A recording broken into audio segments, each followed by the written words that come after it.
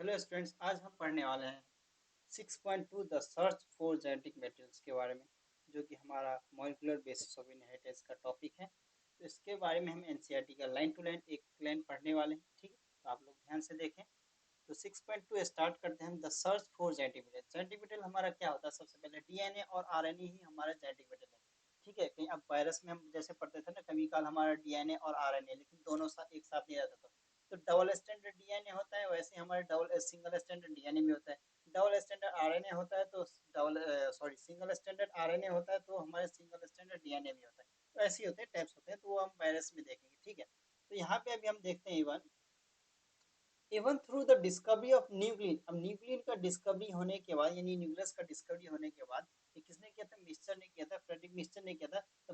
The propositions of principles of inheritance by the Mendel were almost at the same time, एक ही time में किया था। But the DNA act as a genetic material. तो DNA हमारा एक तरह का जेनेटिक मटेरियल है, जो कि काम ही करता है जेनेटिक मटेरियल का।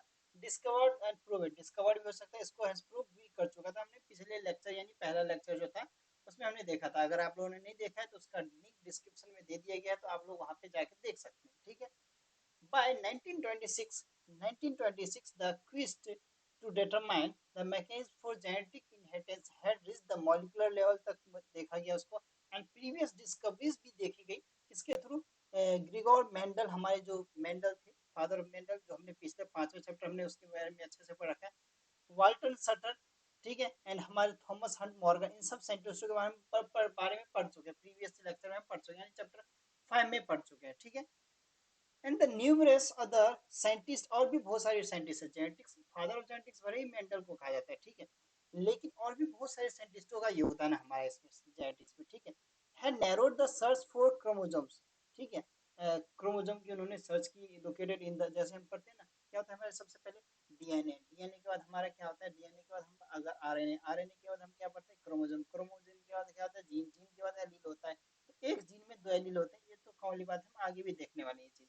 Located in the nucleus of the most of the cells, but the questions of what molecule was actually the genetic material had not been answered. तो यहाँ पे हम सबसे पहले ट्रांसफॉर्मिंग प्रिंसिपल पढ़ेंगे, जो किसने दिया था? ग्रिफिथ ने दिया था। ग्रिफिथ अपने एक्सपेरिमेंट के थ्रू दिया था, ग्रिफिथ नाम के साइंटिस्ट ने। तो इसका नाम, पूरा नाम है फ्रेडरिक ग्रिफिथ, जो 1928 में आए थे। इन्होंने कुछ एक्सपेरिमेंट किया था, तो क्या चूहे को लेकर इन्होंने एक्सपेरिमेंट किया था। और आर स्टेन और एस स्टेन क्या होता है, ये चीज हम देखेंगे। ठीक है, आर फोर स्मूथ होता है, आर फोर रफ होता है, एस फोर स्मूथ होता है, सॉरी, और आर फोर रफ होता है। तो ये हम चीज ध्यान रखना है, हमें बैक्टीरिया को लेके क्या था। तो Frederick Griffith in series of experiment, कौन सा बैक्टीरिया का नाम क्या था? Streptococcus pneumoniae. ठीक है, तो बैक्टीरिया रिस्पांसिबल होता है निमोनिया, ये बैक्टीरिया रिस्पांसिबल होता है किस लिए? निमोनिया करने के लिए। Witnessed a miraculous transformation in bacteria during the course of his experiment. A living organisms bacteria had changed by physical form. अब फिजिकल फॉर्म क्या होता है? फिजिकल चीज तो वही चीज होता है जो देख के हम पता लगा लेते हैं इजीली। ठीक है, तो हमने स्टेप्टोकोकस में देखा क्या सबसे पहले एक्सपेरिमेंट करेंगे तभी देखेंगे। हम शुरुआत करते हैं एक्सपेरिमेंट की। व्हेन स्टेप्टोकोकस निमोनिया लिया हमने, ठीक है, बैक्टीरिया ग्रोन इन इसे कल्चर मीडियम, यानी हमने ग्रो किया प्लेट में। ठीक है, यानी जैसे एक तरह का जेनेटिक्स होता है, वैसे कल्चर मीडियम हमारा एक तरह का प्लेट है, उसमें हमने ग्रो किया। स्मूथ साइनी क्लोजिस क्लोनिस जो थे, उसको हमने एस नाम दिया। वाइल जो हमारे जो रफ क्लोनिस थे, जो हमने आर नाम दिया इसको, आर, यानी एस और आर। एस से स्मूथ हो गया, आर से रफ हो गया। ठीक, क्लोनिस, ये किसके क्लोनिस थे? बैक्टीरिया के क्लोनिस थे। कौन से बैक्टीरिया के थे? स्ट्रेप्टोकोकस निमोनियाई बैक्टीरिया के थे। ठीक है, तो हमारा this is because the S strain bacteria have a mucus. अब एस स्टेन बैक्टीरिया में इसके पास क्या था? म्यूकस था। म्यूकस किसका बना हुआ था? पॉलीसैकेराइड का बना था। एक तरह का म्यूकस, क्या कोटिंग थी, एक तरह की म्यूकस उसके ऊपर, जो हमारे जो स्मूथ साइनी क्लोनिस जो थे ना, उसके ऊपर कोटिंग थी म्यूकस की है। वो कोटिंग किसका नाम क्या था? पॉलीसैकेराइड, जो उसकी जिसकी कोटिंग थी। वो आर स्टेन में ये चीज नहीं था, रफ वाले में ये चीज नहीं था। कौन? म्यूकस की कोटिंग नहीं थी, यानी पॉलीसैकेराइड नहीं था। माइस क्या हुआ? माइस यानी चूहा, जिसको रैट भी कहते हैं। माइस इन्फेक्टेड विद द एसिस्टेंट, तो एसिस्टेंट माइस क्या हो गया? इन्फेक्टेड हो गया, यानी वायरुलेंट, यानी खतरनाक हो गया। और क्या हो गया? मर गया। फ्रॉम किससे? निमोनिया होने के कारण मर गया। Infection, but the mice infected with, लेकिन आर स्टेन में ऐसा बिल्कुल कुछ नहीं हुआ। आर स्टेन हमारा जिंदा रह गया। तो यहाँ चीज ये दिखाया गया कि एस स्टेन वाला हमने इंजेक्ट किया, उसमें इंजेक्ट विद माइस हमने किसको, बैक्टीरिया को इंजेक्ट किया तो हमारा ये माइस डाई कर गया। ठीक है, ये चीज पूछा हुआ क्वेश्चन में, काफी ज्यादा इंपॉर्टेंट हो जाता है, यहाँ से क्वेश्चन पूछा हुआ है नीट में। ठीक है, और बोर्ड एग्जाम में भी पूछता है डायरेक्ट डायरेक्ट कि पूछेगा कि ग्रिफिथ का एक्सपेरिमेंट क्या था। ठीक है, सीधा सीधा बताओ हमें, तो हमें पता होना चाहिए कि क्या होता है, कौन सी बैक्टीरिया को लेके क्या था, कौन सी रफ कॉलोनीज और स्मूथ कॉलोनीज क्या होती है, कौन सा डाई कर गया था माइस, कौन सा नहीं किया था। ठीक है, तो आर स्टेन वाला हमारा इंजेक्ट किया माइस में, अगर ये हमारे इसको बैक्टीरिया को, तो ये हमारा क्या हुआ, माइस लिव कर गया, लिव यानी जिंदा रह गया। ये तो मर गया हमारा, ये जिंदा रह गया। ठीक है, इसके बाद दोबारा इसको रिपीट किया गया एक्सपेरिमेंट को। कैसे रिपीट किया गया, देखो मिक्स करके दोनों को। Griffith was able to kill the bacteria. अब देखो ग्रिफिथ ने बैक्टीरिया को मार दिया, किस कैसे करके, हीट करके, गर्म कर दिया उसको आके और हीट करके मार दिया। He observe that the heat killed, तो उसका नाम दिया गया हीट किल्ड बैक्टीरिया, यानी heat killed S strain bacteria inject को, हीट किल्ड बैक्टीरिया को एस स्ट्रेन बैक्टीरिया में इंजेक्ट किया तो माइस क्या हो गया, डू नॉट किल देम। तो उसने क्या हुआ, देखो यहाँ पे लिखा है ना, एस स्ट्रेन में हीट किल्ड बैक्टीरिया को डाला गया, इंजेक्ट किया गया, तो क्या हो गया, माइस लिव कर गया, यानी जिंदा रह गया। लेकिन इसमें अगर ऐसे सिंपली डाल दिया था तब तो मर गया था, लेकिन हीट करने के बाद डाला तो जिंदा रह गया। कंपेयर करो। ठीक है, इसके बाद हमने क्या किया, इसमें दोनों में जो आर स्टेन में था, अब इसे आर स्टेन और एस स्टेन, एस स्टेन जो हीट किया हुआ था और आर स्टेन जो लीव हुआ था ये वाला, इस दोनों को मिक्सअप करके डाला एक माइस में, तो माइस क्या कर गया, डाई कर गया, सुहा हो गया। तो ये चीज हमारे लिखा गया, व्हेन ही, आगे, when he injected a mixture of heat killed as a strain and live R bacteria, इसको डालेंगे तो माइस क्या हो गया, डाई कर गया हमारा। ठीक है, when moreover he recovering the living S bacteria and from the dead। अब देखो ये हमारा इसलिए कहा गया है, जो हमारा यहाँ देखो ये रिकवर्ड लिखा ना, recovered word, recovered living S bacteria from the dead match, यानी जो डेड मैच जो था उसको रिकवर करने की कोशिश की, रिकवर कर लिया उसने। ठीक है, जो हीट करने का, तो यहाँ पे तो हीट करके कवर कर लिया था, लेकिन इसमें ऐसा नहीं होता, तो ये हमारा मर गया। ठीक है, ये एक्सपेरिमेंट काफी ज्यादा इंपॉर्टेंट है, ये पूछा जाता है इससे क्वेश्चन, तो हमें याद रखना चाहिए इसको। ठीक है, इसके बाद ये देखते हैं यहाँ पे हमारा कॉन्क्लूड रिजल्ट क्या निकला, इसका मतलब क्या होता है। अब इसका मतलब क्या होता है, तो he concluded that the R strain जो बैक्टीरिया था हमारा, somehow been transformed by the heat kill resistant bacteria। ठीक है, and transforming principle transferred from the heat kill resistant had enabled the R stain thus to synthesize the smooth polysaccharide। ये किस में था, हमारा स्मूथ वाले में था, and become violent, बहुत खतरनाक हो गया था। This must be due to transfer of genetic material, इससे हमारा पता चलता है जेनेटिक मटेरियल ट्रांसफर हो गया था। इससे क्या पता चला, हमारा जेनेटिक मटेरियल ट्रांसफर हुआ था, लेकिन ये पूरा चीज नहीं बता पाए थे, ग्रिफिथ तक पूरा नहीं बता पाया था। ठीक है, जो जेनेटिक मटेरियल के बारे में बताया तो, लेकिन पूरा नहीं बता पाए अच्छे से।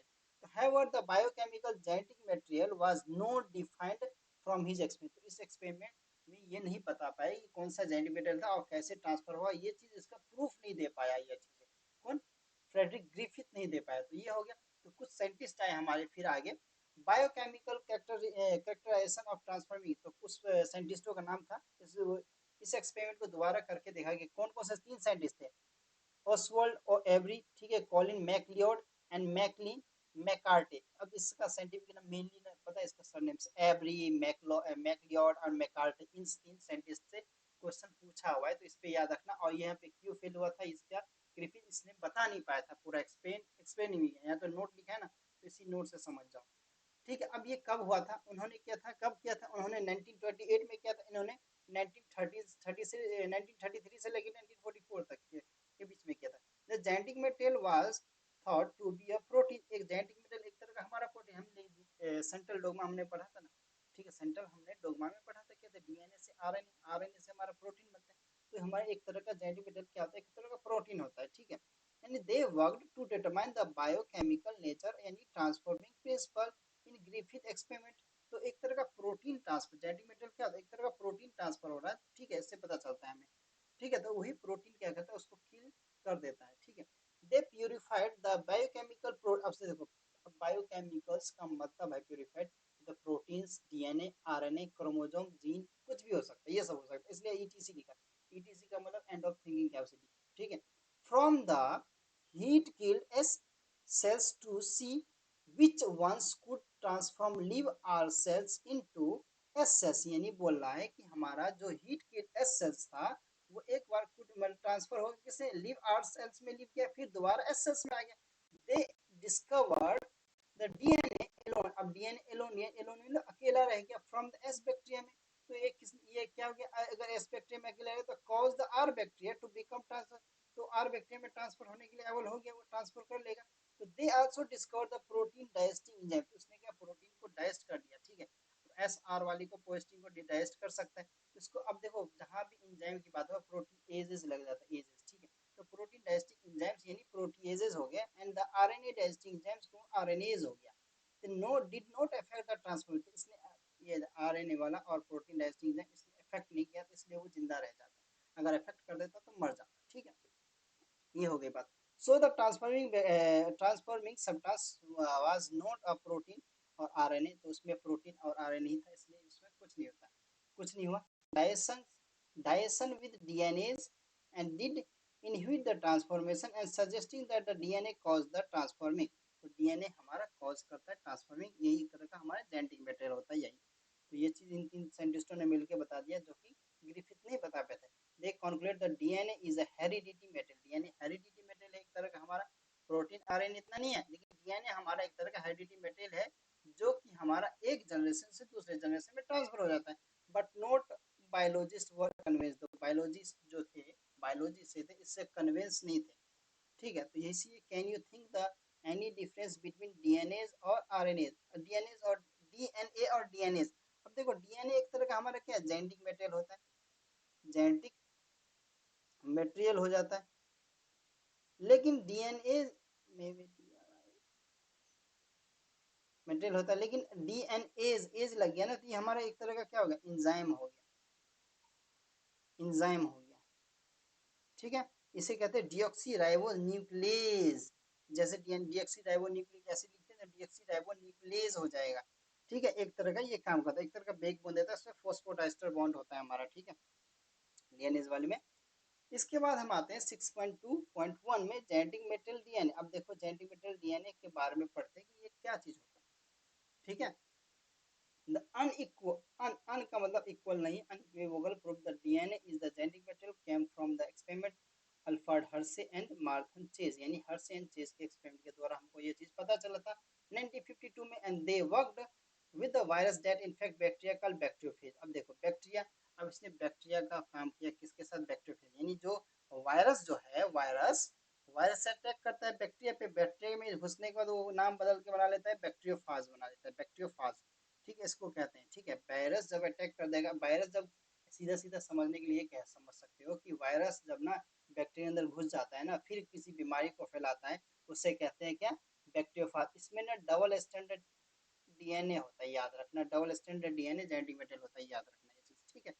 इसके बाद हम आते हैं bacteriophage attacks attaches to the bacteria and its genetic material then enters the bacterial cell, the bacterial cell treats the virus। अब देखो मतलब कहने का मतलब जब बैक्टीरियोफाज अटैक कर देगा बैक्टीरिया पे, तो जेनेटिक मटेरियल इसका इंटर कर देगा बैक्टीरिया सेल में, तो बैक्टीरिया सेल ट्रीट करेगा कैसे, वायरल जेनेटिक मटेरियल की वायरस की तरह। एंड इट वाज ओन, इसके पास खुद का अपना सब्सिक्वेंटली मैन्युफैक्चर मोर वायरस पार्टिकल्स, खुद का अपना सब कुछ होगा, इसके बाद जेनेटिक मटेरियल भी खुद का होगा, ठीक है। इसका शेप देखा होगा वायरस जब 11th क्लास में पढ़े होगे तो, ठीक है।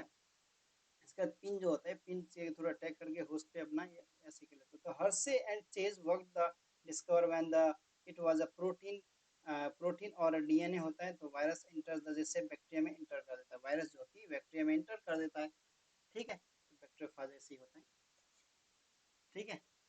थोड़ा बहुत वायरस में भी हम वायरस जब पढ़ते हैं तो उसमें भी पढ़ते हैं बैक्टीरियोफाज के बारे में। देखिए देखिए some viruses grow, some viruses on a medium to contain, इसको कुछ ना कुछ एक मीडियम होता है, एक एक्सपेरिमेंट करेंगे हम, तो उसमें बताऊंगा मैं। अभी देखते हैं आगे हमारा जो एक्सपेरिमेंट है कौन सा, ठीक है, जो हमने रेडियो एक्टिव को लेके किया हुआ है बैक्टीरियोफाज के साथ ही। तो contain the radioactive phosphorus को लेके और सल्फर को लेके दिया, तो phosphorus and some other medium contain radioactive sulphur को लेके किया, फॉस्फोरस को लेके किया, सल्फर को लेके लिया।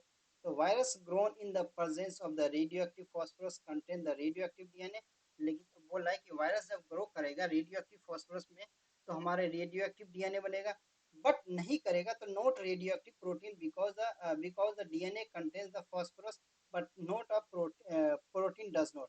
ये क्वेश्चन यहाँ से पूछा हुआ है, देखो यहाँ पर ये खास तरह से, ठीक है, यहाँ से क्वेश्चन पूछा हुआ है, यहाँ बता रहा हूँ। देखो क्या कहने का मतलब क्या है, जब हमारा किसकी बात कर रही है, फॉस्फोरस में अगर फास्फोरस के साथ अगर रेडियो एक्टिव के काम में अगर बैक्टीरियोफाज में अगर ग्रो करवाया जाए फास्फोरस डाल के रेडियो एक्टिव के साथ, ठीक है, प्रेजेंस में, तो हमारा क्या होगा, उसमें डीएनए होगा, रेडियो एक्टिव डीएनए होगा। लेकिन अगर नहीं किया तो उसमें radio active protein, radio active DNA होगा तो, लेकिन बट क्या होगा, प्रोटीन, रेडियो एक्टिव प्रोटीन नहीं होगा। लेकिन जब डीएनए कंटेन करेगा फास्फोरस में तो प्रोटीन नहीं कंटेन करेगा, कोई एक चीज ही कंटेन करेगा, ठीक है। सिमिलरली वैसे हमारा सल्फर में भी होगा। सिमिलरली वायरस ग्रोन और रेडियो एक्टिव, अब देखो ये चीज याद रखना, इसमें हमारा क्या होता है, ये डीएनए कंटेन कर रहा था लेकिन प्रोटीन नहीं, ये चीज याद रखना।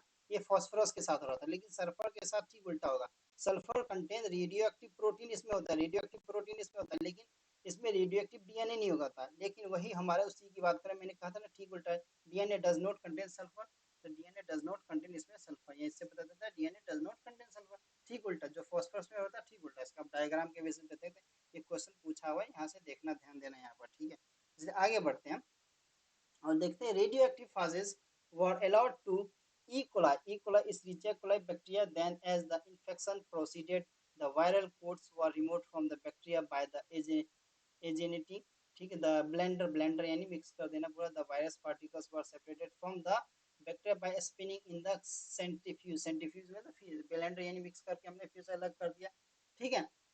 अब देखो, bacteria which was infected with virus that has radioactive DNA, ठीक है, रेडियोएक्टिव डीएनए हमने लिया, वो रेडियोएक्टिव, ठीक है, हैड रेडियोएक्टिव डीएनए, वो रेडियोएक्टिव, ठीक है, indicating the DNA was a genetic material that passed from the, इसको हमने वायरस से बैक्टीरिया के अंदर पास कर दिया। अब वही बैक्टीरिया जो है हमारा, उसको बना लिए हमारे बैक्टीरियोफाज, ऐसे ही होता है, ठीक है। Bacteria that were infect the virus that had the radioactive proteins were not radioactive, radioactive proteins were not radioactive. This indicate the protein did not enter the bacteria, जिससे पता चलता है कि प्रोटीन ने इंटर नहीं किया किसके अंदर, बैक्टीरिया के अंदर, फ्रॉम वायरस, ठीक है, वायरस के अंदर। DNA therefore the genetic material, इससे पता चलता है डीएनए हमारा एक तरह का जेनेटिक मटेरियल हो जाता है, ठीक है। अब देखो एक्सपेरिमेंट करवाते हैं, देखो जरा, ये हमारा बैक्टीरियोफाज है, ये हमारा क्या है, बैक्टीरियोफाज है दोनों, ठीक है। अब इसमें हमने ले लिया क्या, रेडियो एक्टिव, हमने सल्फर ले लिया 35, इसमें रेडियो एक्टिव हमने फॉस्फोरस ले लिया 32 फॉस्फोरस, ठीक है। दोनों का प्रोटीन कैप्सूल है, दोनों का साइड साइड में देखो। फिर ये हमने इंटर किया, इन्फेक्शन हुआ, इन्फेक्शन करवाया हमने, ठीक है, इन्फेक्शन करवाया हमने सल्फर के साथ, ठीक है, सर इन्फेक्शन कराया, फिर ब्लेंडिंग करके मिक्स कर दिया। मिक्स करने के बाद हमने यानी कि क्या हुआ, ब्लेंडिंग करके मिक्स, यानी जेनेटिक मटेरियल जो था, जेनेटिक मटेरियल सब इसमें आ गया, देखो यहाँ का जेनेटिक मटेरियल इसमें आ गया, जेनेटिक मटेरियल इसमें यानी ब्लेंड हो गया, यानी मिक्सअप हो गया। इसके बाद सेंट्रीफ्यूगेशन हो गया, सेंट्रीफ्यूगेशन यानी अलग हो कर दिया हमने।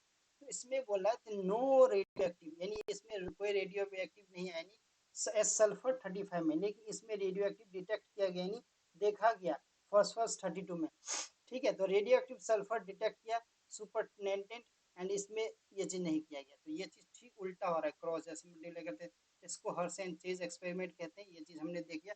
इसको कभी करना ब्लेंडर एक्सपेरिमेंट भी कहते हैं, और blender experiment, BLENDER, blenders experiment, ये चीज ध्यान रखना, ठीक है। ब्लेंडर एक्सपेरिमेंट कहते हैं, इसमें ब्लेंडर एक्सपेरिमेंट इसलिए कहते हैं क्योंकि इसमें डीएनए का मिक्सिंग करते हैं, mixing, MIXING, mixing of DNA, DNA का मिक्सिंग करते हैं इसमें, ठीक है, ये चीज हो गया।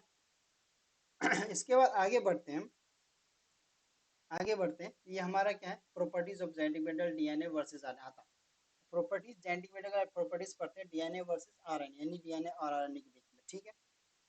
For the form the foregoing discussion, यानी आगे के डिस्कस करेंगे, डिबेट करेंगे, चर्चा करेंगे प्रोटीन्स के बारे में versus DNA and genetic material, सब के बारे में हम चर्चा करने वाले हैं हर्सेन चेज के एक्सपेरिमेंट के थ्रू, ठीक है। इट बिकम हर्सेन चेज के एक्सपेरिमेंट जो चीज देखा था हमने इसमें, इसलिए it become establish the fact that DNA act as a, DNA तो ये जेनेटिक मटेरियल, ये तो हमारा प्रूव हो गया हर्सेन चेज के एक्सपेरिमेंट से, तो हमने देख लिया। And it's subsequently become clear that, इसको क्लियरली पढ़ेंगे, इन सम वायरस, कुछ वायरस में हमारा आरएनए भी जेनेटिक मटेरियल होता है, ये मैंने बताया था ना, डबल स्टैंडर्ड सिंगल स्टैंडर्ड से लेके, तो आरएनए हमारा जेनेटिक, जैसे तो हम इसमें मान लेते हैं कि डीएनए हमारा जेनेटिक मटेरियल है, ठीक है, लेकिन कुछ जो बोटनिस्ट थे वो सहमत नहीं थे इस बात को लेके, लेकिन आरएनए हमारा, क्योंकि आरएनए भी हमारा जेनेटिक मटेरियल होता है। इसमें टीएमबी टोबैको मोसेसिक वायरस जिसे कहते हैं, और क्यूबी बैक्टीरियोफाज हो गया, इस समय और भी बहुत सारे हम आते हैं, ठीक है। Answer to the some of the questions such as the why DNA is a predominant genetic material whereas the RNA perform the dynamic function. Message RNA हमारे messenger transfer RNA ribosomal R में बहुत सारे होते हैं, इन सब के बारे में हम पढ़ने वाले हैं आगे, इसमें कोई दिक्कत नहीं। एडेप्टर वाला टॉपिक हम पढ़ेंगे ना नेक्स्ट क्लास में, ट्रांसफॉर्मेशन तो उसमें देखेंगे। From the difference between the chemical structure between two nucleotide acid molecule को खास बात नहीं है। ठीक है, इसके बाद देखो a molecule that act as an genetic material must fulfil the following. एक मॉलिक्यूल जब जेनेटिक मटेरियल हो तब कुछ चीजें का बात ध्यान रखना पड़ेगा हमें।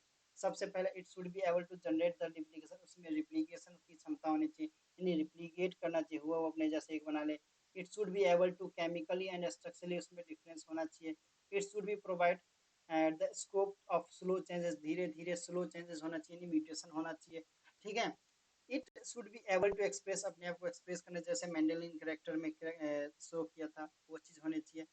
इन सम examines each requirement one by one, एक एक करके हर चीज होना चाहिए। Because the rule of base pairing and complementarity both the nucleic acid यानी डीएनए आरएनए में दो चीज हमें मिल जाते हैं, have the ability to direct their duplication the other molecules in the living system such as proteins fail to fulfil the criteria. ऐसा तो प्रोटीन भी, प्रोटीन देखो डीएनए आरएनए तो बता देता है कि मैं जेनेटिक मेथड, लेकिन प्रोटीन ये चीज को बताने में फेल हो जाता है ये सारी चीजें, तो इसलिए प्रोटीन हमारा जेनेटिक मेथड नहीं होगा। ठीक है, the genetic material should be stable stable and note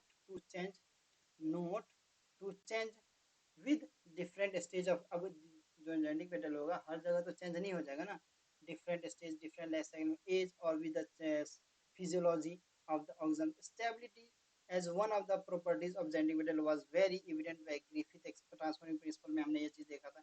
Griffith भी इस चीज को प्रूव नहीं कर पाया था कि हमारा आरएनए जेनेटिक मटेरियल है 100%। ठीक है, ठीक है, इट सेल्फ है दैट हीट किल्ड, लेकिन वो चीज उसने एक्सपेरिमेंट करके कुछ चीजें तो बता दी थी कि जेनेटिक मटेरियल लेकिन क्या है वो अच्छे से एक्सप्लेन नहीं कर पाया था।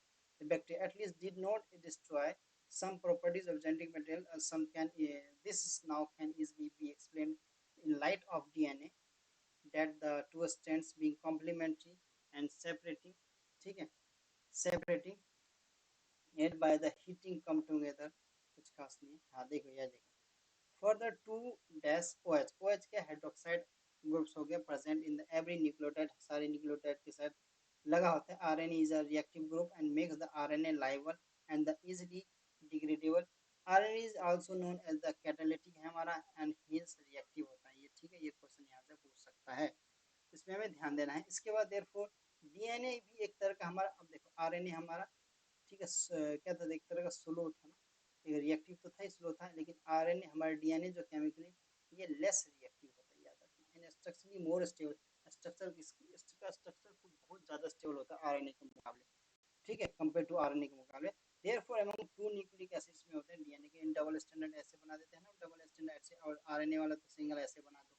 ठीक है, better DNA is a better genetic material. तो देखो आप पूछ सकता है कि आरएनए बेटर जेनेटिक मटेरियल है या डीएनए, तो आरएनए डीएनए हमारा बेटर जेनेटिक मटेरियल है, याद रखना। In fact the presence of thymine at the place of uracil the confirm, वो तो हमारा उसमें होता है डीएनए आरएनए में क्या होता है, थायमिन की जगह यूरेसिल आ जाता है।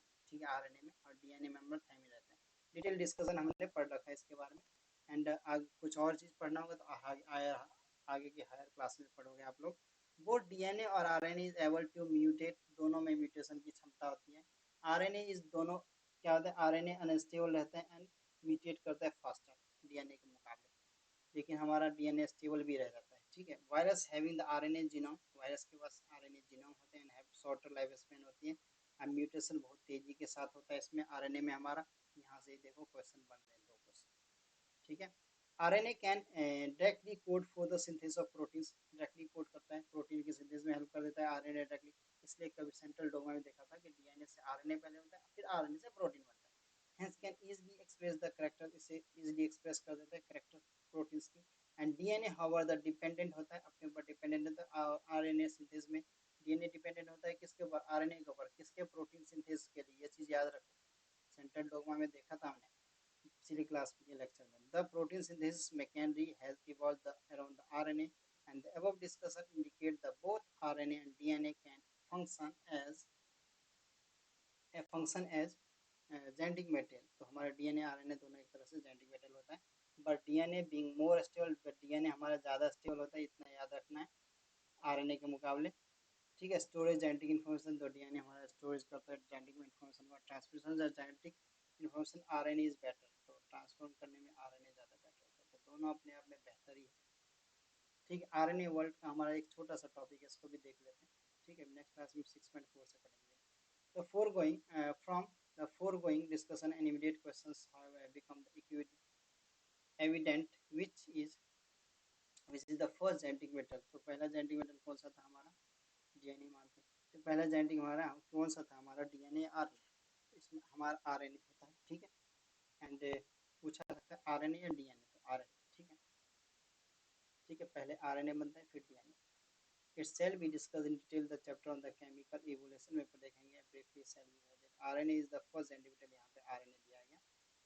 यहाँ इस क्वेश्चन के आंसर यहाँ दिया है, ये क्वेश्चन यहाँ से पूछ सकता है कौन सा हमारा सबसे पहला जेनेटिक मेटल था, तो आरएनए हमारा पहला genetic. This is now enough the evidence to suggest the essential life process such as metabolism में हेल्प करता है, ट्रांसलेशन में हेल्प करता है, स्पाइसिंग में हेल्प करता है, और भी बहुत सारे काम में हेल्प करता है। कौन? RNA. RNA used to act as a genetic material as well as a catalyst के तौर पे यूज करते हैं। ठीक है, आरएनए एंजाइम के तौर पे। There are some important biochemical reaction living system in the catalyzed by RNAs catalyst and not by the protein in them.